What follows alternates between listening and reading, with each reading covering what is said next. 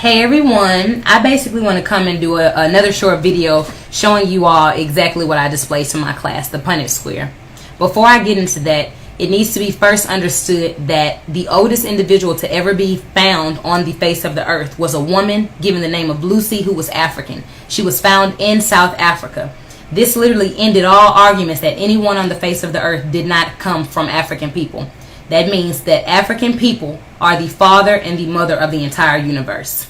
Now, the Punnett square. This is what a Punnett square is. This is what we use in science to display genes and genotype. This right here is 5 groups of people, the 5 groups of people of color.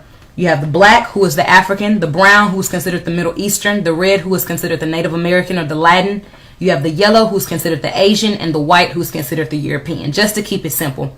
Now, these 2 big X's display the African, because we are genetically dominant. Anyone that doesn't understand that black people are genetically dominant is a person that has first been miseducated on themselves.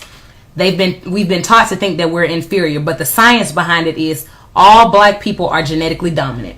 Now, those 2 small X's are white people, recessive. White people are a recessive gene.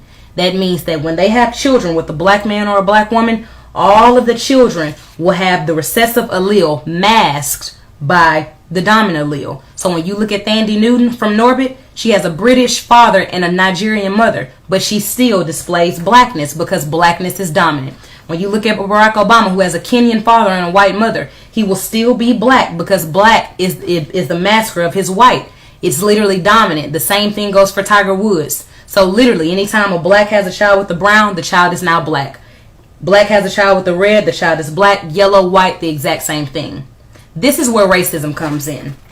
White people are literally 16 to 18% of the entire world population, making them the minority. The thing about whiteness is it's a recessive gene. So you literally have to have 2 white parents in order to be white. So when Dylann Roof says you're raping our women, what does he mean by that? He means that anytime a white woman has a child with a black man, those children are not white anymore, because in order to clarify as white, you have to be 100% white. Well, to the people that are already the minority, it is extremely important to hold on to the genetics that they already have, because their genetics are already recessive. So think about prison. Why are so many black men are in prison? Because if you're in prison, what are you not doing? You are not having children.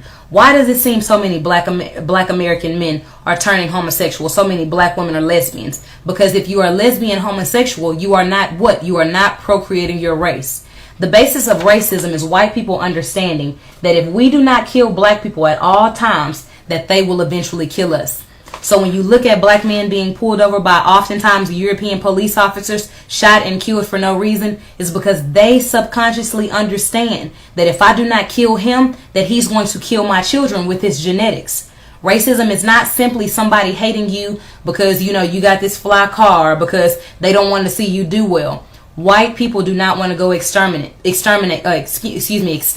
So in order for them not to go to extinct, they created a system called racism, white supremacy, in order to kill black people. Black people because we show the strongest genetic variability. So when you go to Africa, you're going to see a lot of different diseases that target black people, because we have got to diminish your numbers if we have a chance of living and surviving.